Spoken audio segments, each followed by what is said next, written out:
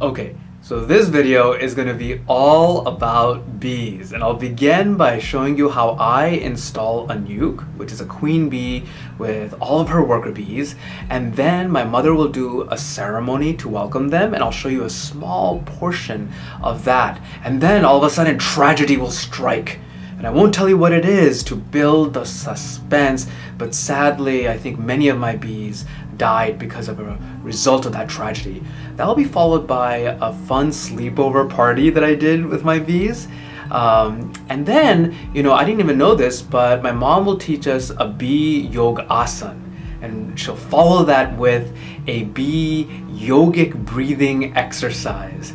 And then the final portion, I'll teach you how to do a dance that is inspired by the bee waggle dance. And it'll be to music that my mother and I composed.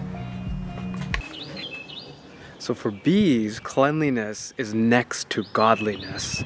And to properly welcome them, I've decided to disassemble the entire hive and clean it out really well. So I'm just going to quickly show you what the pieces are. There's usually like a foundational board. On top of that goes this screen mesh. And then you have this first box over here that's filled with different frames like this. This frame, you can see the bees from last year already sort of built their comb on it with this wax that they have. And once that box, I'll put the 10,000 bees plus the queen inside there. And after maybe like a month or so, they'll begin to lay their children, fill it up, and once they do that, then I'm going to add a second box. It's called the brood box, and then that brood box will be filled with all sorts of different frames. And then, maybe about a month or so of that later, will be time for them to produce honey that's an excess that I can take. And so then what I do is you call a super, which is this smaller box over here. It's filled with all sorts of frames as well. And usually between the brood box and the super, you put this mesh. And this is called the queen limiter. And so what that does is it prevents the queen from going up into the super and laying her children. And only the worker bees can go up there and deposit honey. And so that super is filled with honey, but no brood, no children. And again, that's an excess, so that's honey that they don't specifically need, and so that's why beekeepers can take that.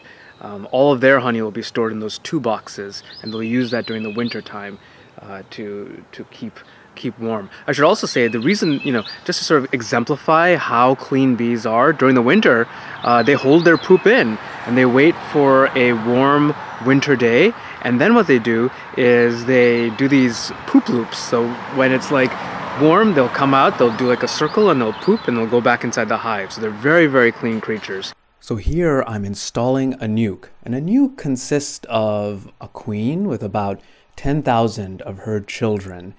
You can also get a package, and a package is a queen bee with 10,000 worker bees that are actually not genetically related to her, and that's a different installation process because she's kept inside a cage. Those worker bees try to kill her until they get brainwashed by her pheromones.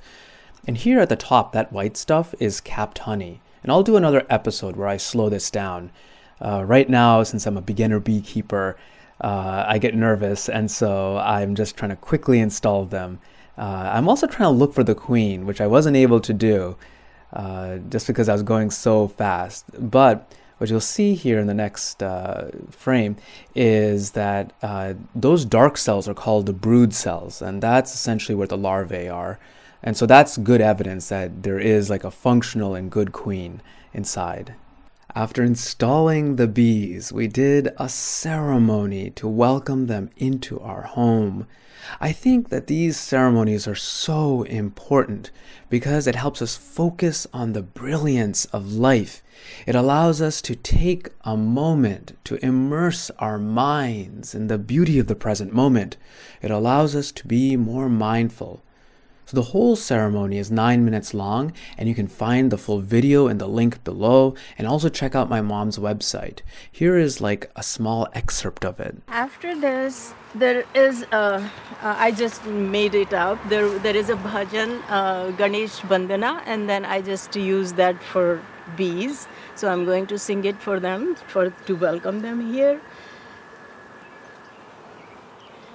आओ पधारो मधुमक्खियों, इस घर में पधारो। आओ पधारो मधुमक्खियों, इस घर में पधारो।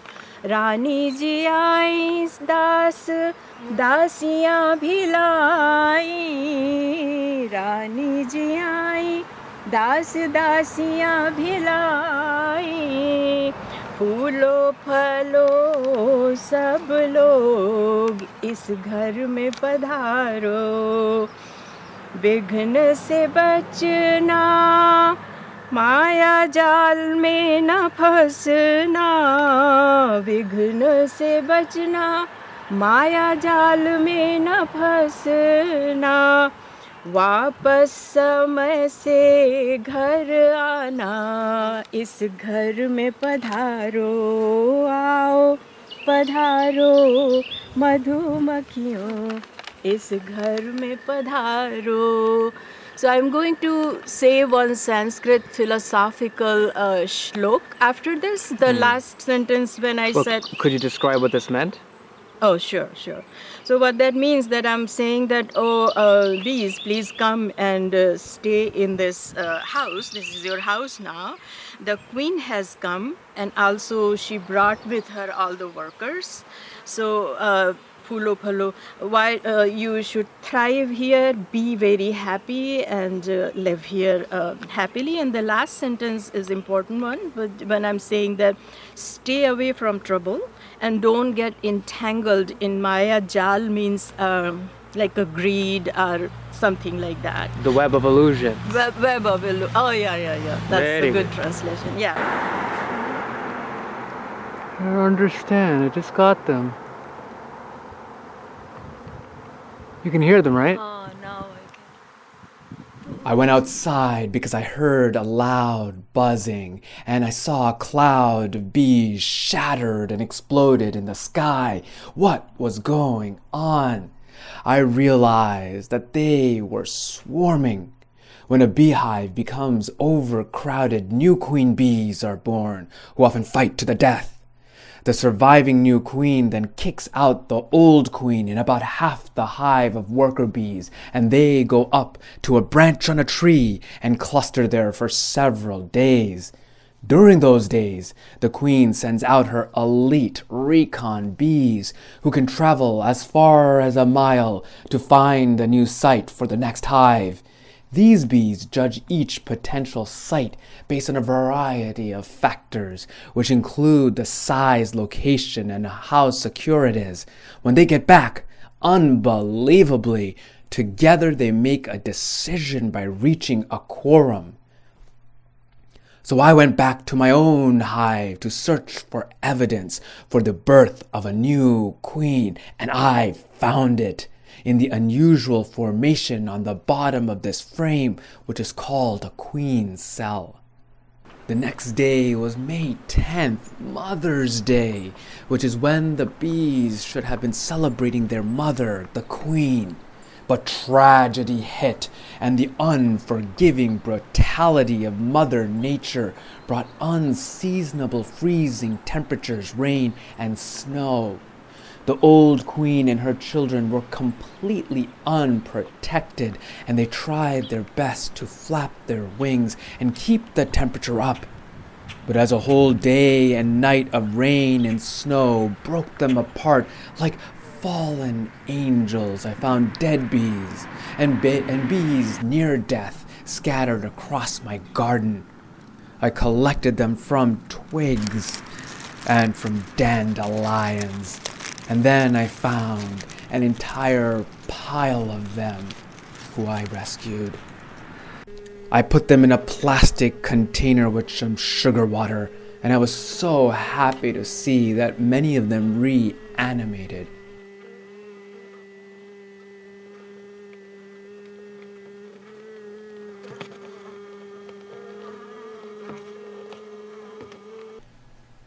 We even had a sleepover.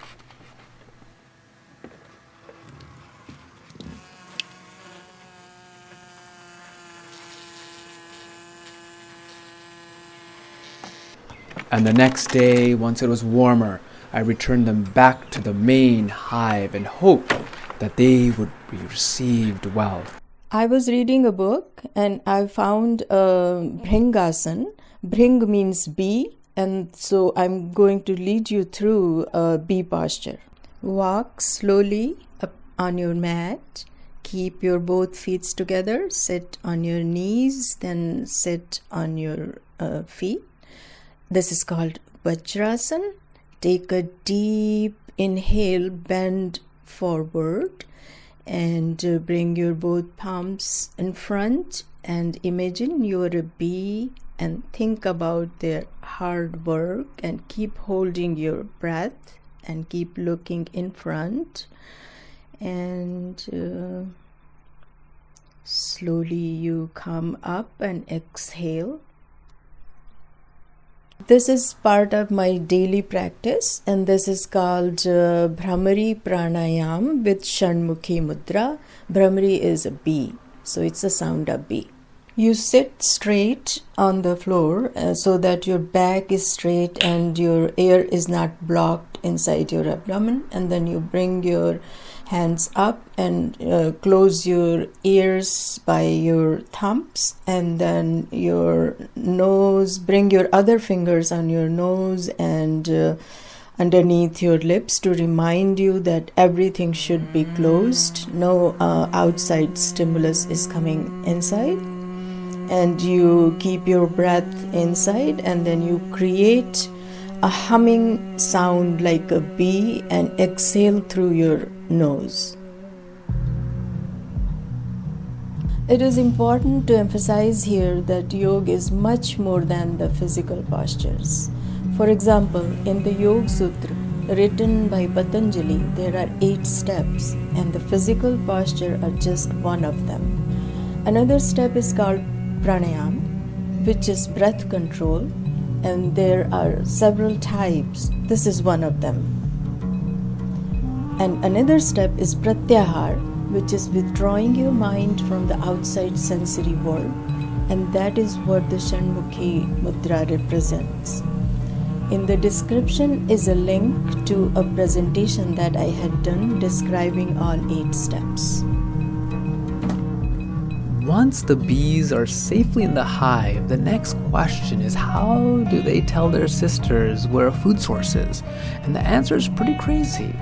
It's that they communicate through dance, and it's called the waggle dance, and it encodes how far away the food is and also what the direction relative to the sun the food is. So, for example, when a bee comes into a dark hive, upward represents wherever the sun may be.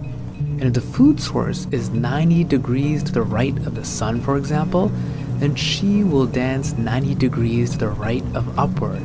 And the longer that she dances for, the further away the food will be. Now, on another note, on July 11, 2020, I will have my rebirth ceremony. Everyone is invited. It will be a dance ceremony, and right now I'm trying to collect my vocabulary of dance and movement. And one of the dances that we will do will be the waggle dance. And it's going to be exemplified by my mom and I. And also this is something that you can do at any birthday party or wedding or even at the club.